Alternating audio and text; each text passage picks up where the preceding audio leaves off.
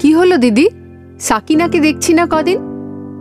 আর বলবেন না রিনাদি, কদিন ধরে সাকিনার খুব মাথা ব্যথা। আচ্ছা, মাথা ব্যথার সাথে আর কি অসুবিধা আছে রে? চোখ যেন ঝাপসা হয়ে আসছে দিদি।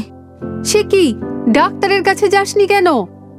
যাব, তোমার ভাই কদিন ছুটি পাচ্ছে না, তাই যাওয়া হয়নি।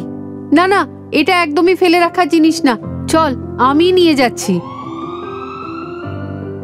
চিন্তার কিছু নেই, তবে এই অবস্থায় সাবধানে থাকতে হবে।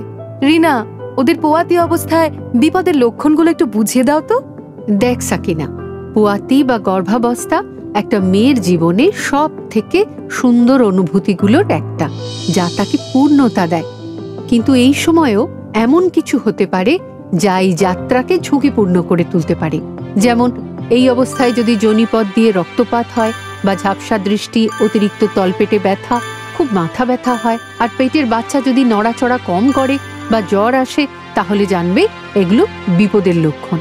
এছাড়া হাত পা মুখের ফোলা ভাব, ৩৭ সপ্তাহের আগে জল ভাঙা, খিঁচুনি, বুক ধড়ফড় করা, শ্বাসকষ্ট, এর কোনো একটাও দেখা গেলে বা প্রসব যন্ত্রণা ১২ ঘন্টার বেশি হলে তক্ষুনি হাসপাতালে যেতে হবে।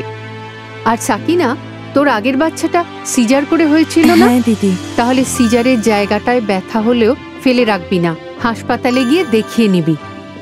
একটু সতর্ক থাকলে সব ভালোই হবে, চিন্তা করিস না।